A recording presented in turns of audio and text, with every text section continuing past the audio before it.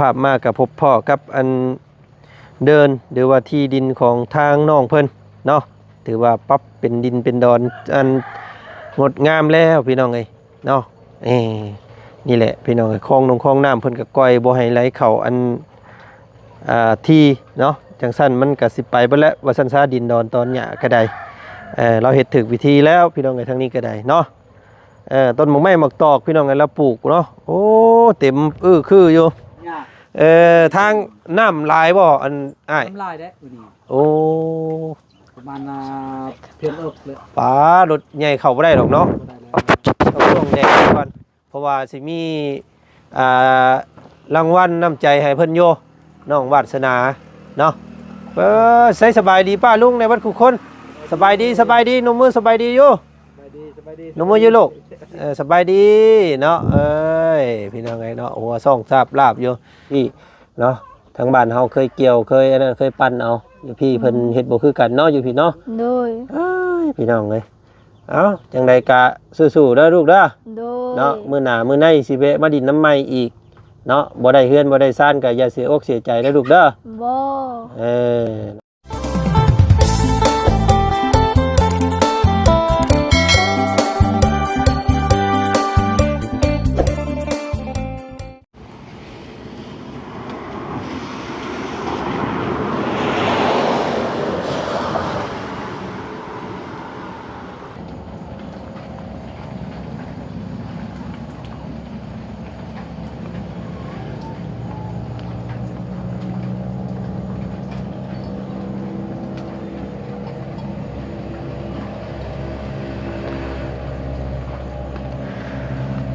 บรรยากาศ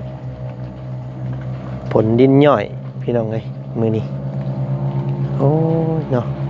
หยาดปลอกปอกแปกเบิดมื้อเบิดเว้นเอาซื่อๆเนาะไปทางไหนก็ยากพี่น้องเอ้ยหาอากาศหยุดน้อยนึงเนาะตอนนี้ก็ยังลงมิดอยู่พี่น้องเอ้ยตัดภาพบรรยากาศมาทางพี่เนาะบัดที่นี่หลายคู่หลายคนก็คอมเมนต์มาหลายอยู่พี่น้องไงเนาะว่าพวกเฮาคือติ่มคือปะน้องอ้อยน้องย่อยแท้ว่าซั่น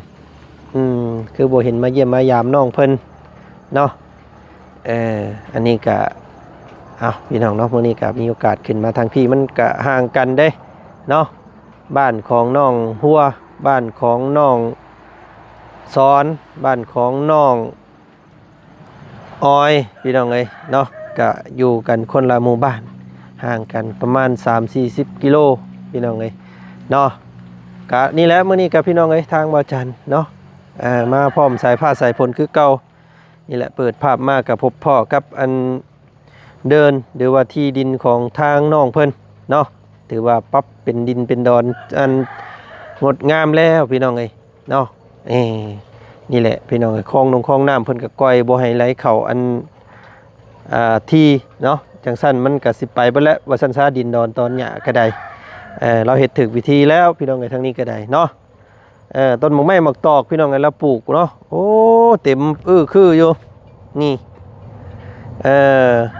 ต้นหมักพริกหมักเขือหมักแข้งหมักถั่วเนาะเต็มอยู่พี่น้องเอ้ยนี่หมักลำไยเนาะต้นหมักอะโวคาโดก็มีพี่น้องไอ้น้องเพิ่นเฮ็ดเนาะโอ้คักดีพี่น้องไอ้น้องปลูกไว้อนาคตก็มีงบมีเฮือนเฮ็ดซ่านก็เอามาตั้งอยู่นี่เนาะว่าซั่นซะพี่น้องไอ้นี่แหละเพิ่นว่าแข่งหยังก็แข่งได้เนาะแข่งบุญบาสนานี่แข่งกันบ่ได้เด้อพี่น้องเด้อเนาะหลายคู่หลายคนก็ว่าโอ้ยน้องเพิ่นคือบ่เห็นได้เด้ว่าซั่นเนาะน้องเพิ่นบ่งามบ่น้องเพิ่นบ่เป็นผู้สาวบ่ว่าซั่นนะโอ้ยก็ต่างคนต่างว่ากันไปเนาะพี่น้องเนาะเนาะตัดภาพมาเปิดภาพมาพบพ่อกับบ่าวจันอยู่ในช่องของเจจันคือเก่าเด้อมื้อนี้พี่น้องเด้อเนาะ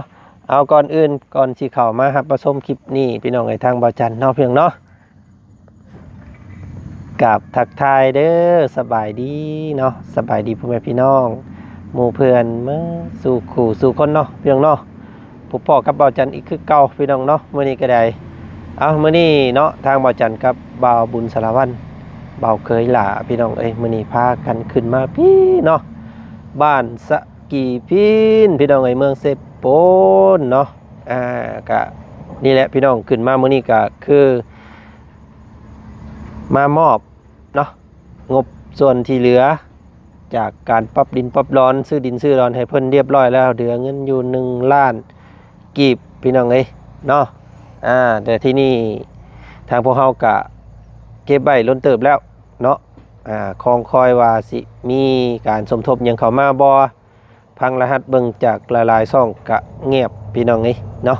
นี่แล้วเพิ่นว่า เนาะก็บุญภัยบุญมันมาซั่นซะพี่น้องเอ้ยบุญน้องเพิ่นก็คือสิได้เพียงแต่ซ้ำนี้เนาะก็เอาพี่น้องเอ้ยก็ซอยน้องเพิ่นได้ซ้ำนี้ก็ถือว่าหลายสมควรเนาะพี่น้องเอ้ยได้ที่ได้ดินได้นอนตอนหญ้าใบปลูกผังไว้ตั้งเฮือนตั้งซ่านของอนาคตของน้องเพิ่นว่าซั่นซะเนาะก็ให้ทางบ่บุญเพิ่นมามอบส่วนที่เหลือนั่นเอาให้ทางครอบครัวเพิ่นเอาไว้เลยเนาะพอเพิ่นได้ซื้อเป็นระทึนเนาะในการทำมาหากินเนาะซื้อข้าวซื้อน้ำบ่หรือว่าเติมน้ำเมือกน้ำมันไปค้าไปขายอะไรว่าซั่นซะพี่น้องเอ้ยเนาะก็เอาขอบมุกขอบใจเด้อเนาะทางพอใจดีเพิ่นพี่น้องทางซ่องของเบาบุญสารวันเฮาเนาะเอามื้อนี้ก็ทางบ่จันก็แวะเข้ามาดินมาแอนน้ำน้องเพิ่นก่อนพี่น้องเอ้ยเนาะบ่ได้เข้ามาเห็นล้นเติบแล้วก็เข้าไปเบิ่งก่อนพี่น้องเอ้ยเพิ่นเฮ็ดหยังอยู่มื้อนี้ฝนตกคือสิอยู่เฮือนอยู่ซ่านเบิดสุขุทุกคนเลยเนาะไปพี่น้องเข้าเบิ่งเข้าส้มพร้อมๆกับเบาจันกันเลยไปเนาะ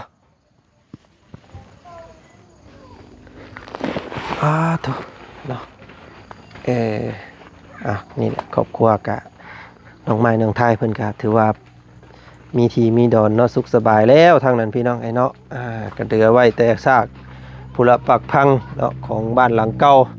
นี่แหละพี่น้องไอ้เพิ่นเก็บก็ย่อยเอาเมื่อพุ่นก็เกือบจะเบิดแล้วเนาะไม่ต้องหอกตามเป็นประโยชน์เบิดเลยเราเฮ็ดพี่น้องเอ้ยเนาะเป็นคือเป็นค้างแล้วก็เอาเมื่อเฮ็ดพื้นเมื่อต่อเติมบ้านหลังใหม่พุ่นแหละว่าซั่นซะเนาะยังเหลือแต่พอตู้7 ปีน้องหลาน้อยอยู่นี่พี่แล้วก็น้องอ้อยเนาะเผาต้นหมากมีคือเก่าพี่น้องไอ้มื้อนี้เนาะ โตใส่เลยอยู่เพื่อนอยู่บ่เนาะอยู่กันครบบ่มื้อนี้พี่น้องไอ้เนาะฝนตกไปสิคือสิบ่ได้ไปใส่แหละแต่เบิ่งเนาะก็มาไปหาหน่อไม้หาแต่ไม้บ่โอ้เปียกๆสบายดีล่ะมื้อนี้พี่น้องเอ้ยเนาะขอระเบาพังเสียงเนี่ยบ่ได้พังหลายมื้อแล้วพี่น้องเอ้ยเนาะเปียกบ่มีตู้เปียกบ่เฮือนเจ้าโอ้ยพี่น้องเอ้ยเนาะเสื้อผ้าหน้าแพร่เปื้ออยู่มันเปียกเนาะตกบัดคืนบ่เมื่อคืนนี้บ้านเจ้าบ่ฮู้หลับเลยหลับบ่ฮู้นอนม่วนขนาดเนาะเลยฝนตกเมื่อยแต่เมื่อวานนี้ก็ไปหาหน่อไม้ไปหาหน่อไม้เฮ็ดหน่อไม้ดองโอ้ลูกเนาะเฮ็ดหน่อไม้ร้องเฮ็ดหน่อไม้อันนั้นพอได้ขายเนาะพอได้เอาไว้กินน้ำแน่ยำได้แต่ละมื้อเลยเท่าไรลูกไปขายเนาะฮอดอยู่บ่10-20 พันหากาได้16ต้นมื้อนั้นนั่นแหละวันนี้บ่ได้ไปหาขายมันฝนตกเนาะเลยเวลาไปหาแล้วบางเทื่อก็กินได้หลายกะเฮ็ดหน่อไม้ดองขายอันนี้เด้ไปหาปอกขายให้น้องน้ำนี่เราซื้ออยู่เนาะครับซื้อประจำโล 4,000 กีบปอกอย่างดีเด้เราจังซื้อเด้เนาะเฮาขายมื้อนั้นก็คือกันทั้งปอกทั้งเฮ็ดดีเฮ็ดให้งามเนาะเฮ็ดให้ถึกตาผู้ซื้อนั่นแหละเฮ็ดบ่งามก็เขาบ่ซื้อเนาะเอาพี่น้องเอ้ยก็ถือว่าน้องน้ำเพิ่นก็ประหยัดแบบว่าบ่อยากให้ทางน้องๆชาวบ้านเพิ่นไปขายไกลเนาะรับซื้ออยู่เฮือนน้องเพิ่นนี่ไปขายใกล้ๆนี่แหละเนาะถือกระยามันโล 4,000 เราไปขายโล 10 โล 5 โล 6ก็ได้แต่เราเนาะพี่น้องเนาะเราก็อยากกำไรเฮ็ดอันหากำไรว่าซั่นซะเลยไปสิอยู่ในเฮือนเจ้านี่เนาะพ่อแม่ครบบ่เลยบ่มื้อนี้เลยเถอะพี่น้องไงเนาะ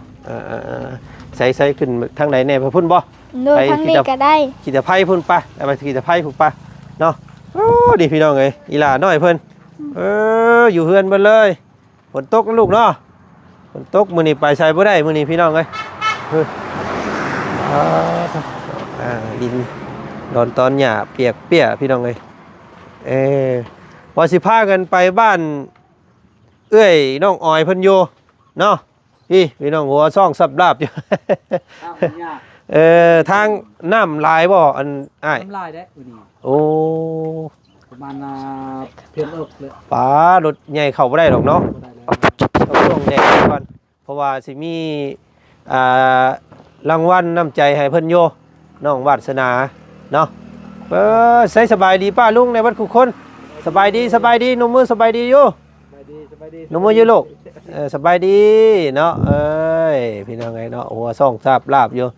บ่ได้ไปทางไหนเลยมื้อนี้เนาะ ฝนตกมืดเลย เอาเราบ่าวบ่มีหยังมาต้อนครับลูกโอ้อยู่กันครบหมดเลยเนาะ อยู่เบิด ตัวผู้น้อยผู้ใหญ่สองคนนี่ก็เป็นสาวเนาะนี่เนาะ โดย ผู้สาว4ผู้ชาย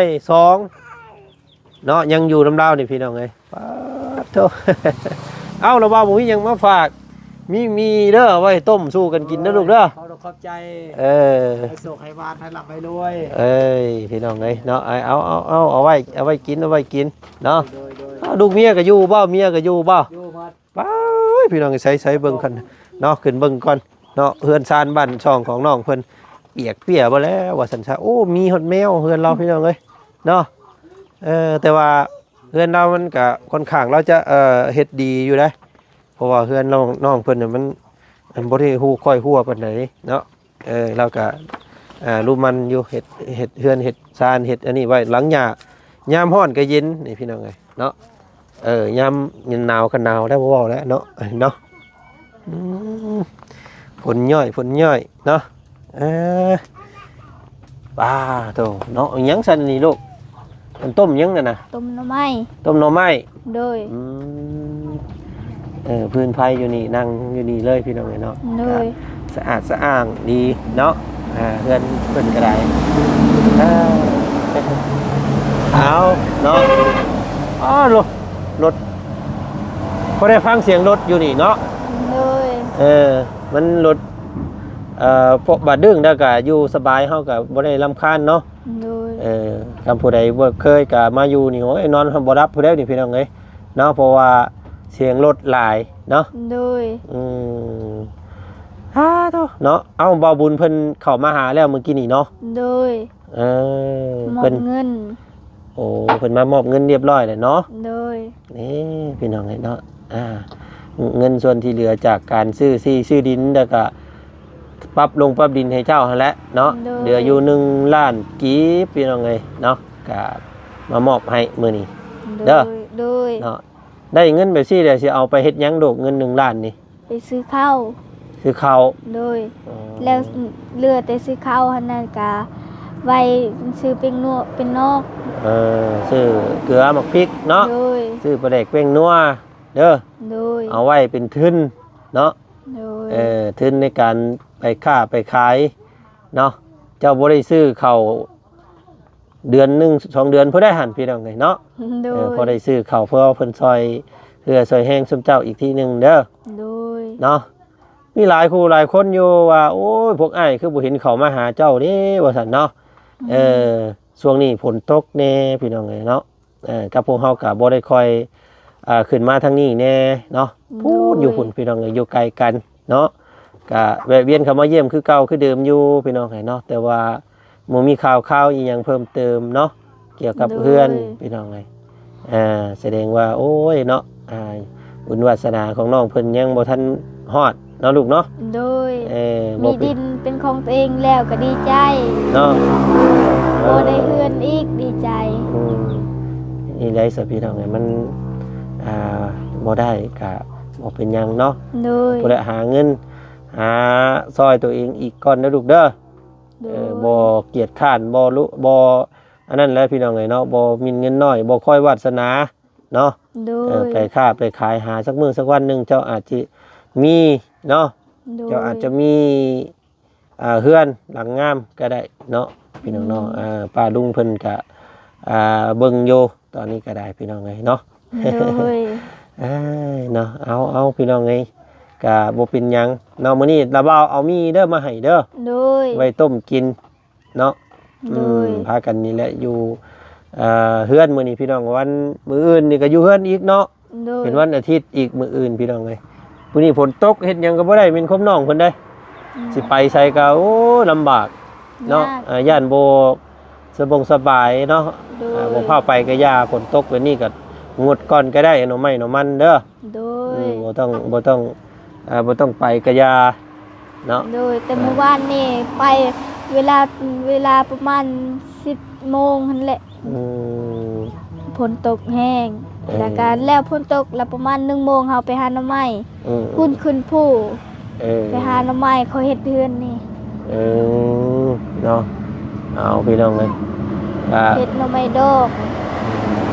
เห็ดนะเอาเห็ดหน่อไม้ดองไว้ โด เนาะ ย อืมเอานี่แหละพี่น้องเอ้ยเจ้าก็อยู่บ้านมื้อนี้อยู่ครบบ่เลยเนาะ โดย บ่มีผู้ใดไปใส่เลยมื้อนี้เนาะ โดย เอ้ยพี่น้องเอ้ยเพราะเฮาว่าแค่นมื้อนี้แค่นพลหยุดแล้วก็ไปหาว่าไ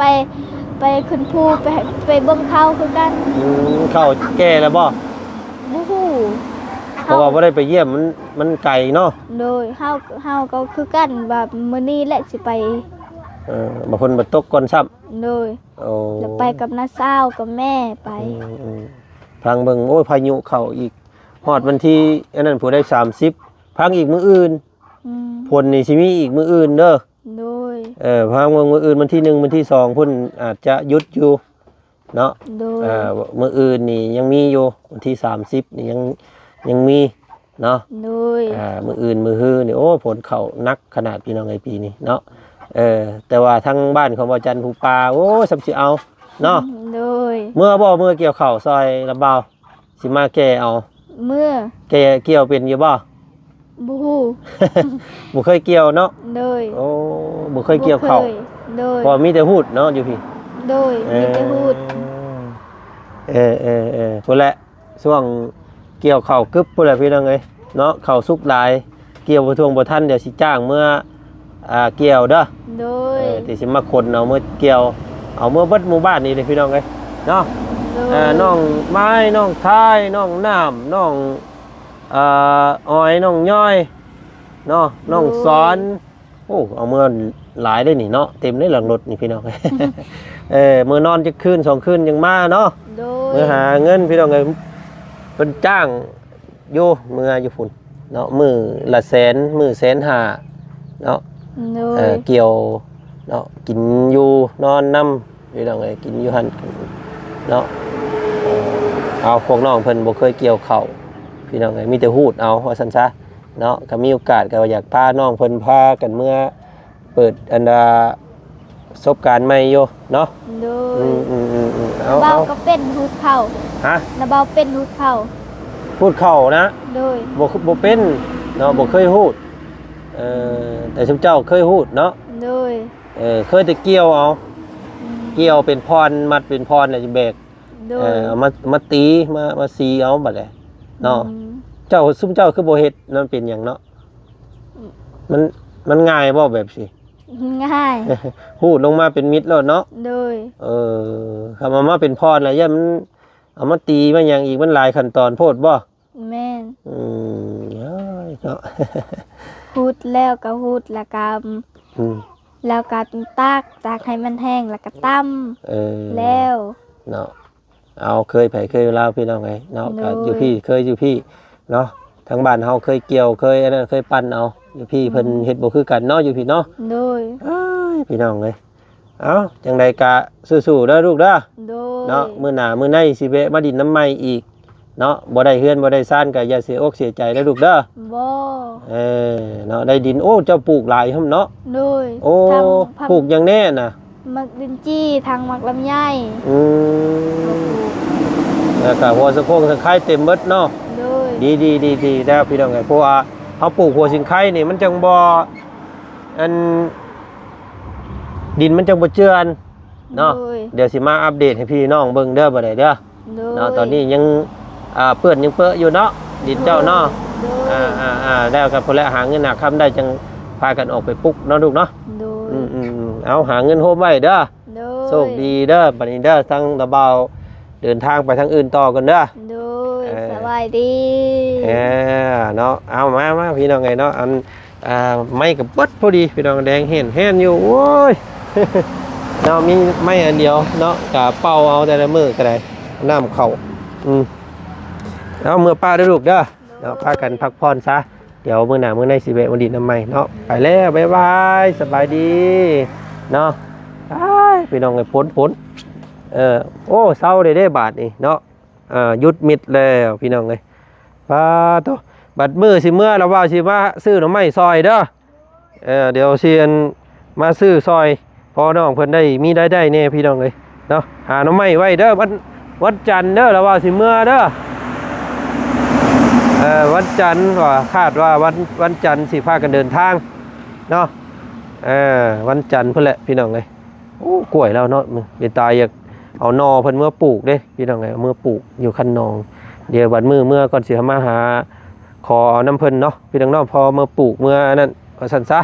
ไปสนอพี่น้องเนาะคลิปนี้ว่าจันทร์กับมา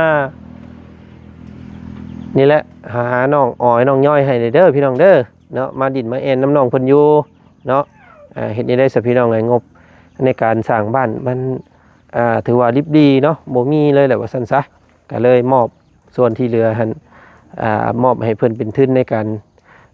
ค้าขายหรือว่าเนาะซื้อข้าวซื้อน้ำอหยังก็แล้วแต่ครอบครัวเพิ่นพี่น้องเนาะก็ขอมุกขอบใจเบิดสุขุสุขคนเด้อที่เฮ็ดให้น้องเพิ่นมีที่มีดินเนาะก็ได้ดินก็ดีได้พี่น้องเอ้ยเนาะไว้ปลูกไว้สร้างอีหยังก็ได้เนาะได้มีเงินมีคำก็ปลูกเองไปแล้วก็ได้ก็ถือว่าเป็นครอบครัวที่ว่าโชคดีขันหนึ่งเนาะอันนี้ก็ได้อาจจะบ่รวงบ่หลายคือหมู่แต่ก็โชคดีคือกันเด้อพี่น้องเด้อเอาบุญบ่คือกันเนาะพี่น้องเนาะเพิ่นว่าอยู่โอ้ยแข่งหยังก็แข่งได้แข่งบุญบาสนานี่แข่งกันบ่ได้ว่าซั่นซะพี่น้องเอ้ยไปเนาะลำลาก่อนคลิปนี่พี่น้องเอ้ยสบายดีสวัสดีเบิดสุขุสุคนเจอกันใหม่เด้อไปเนาะ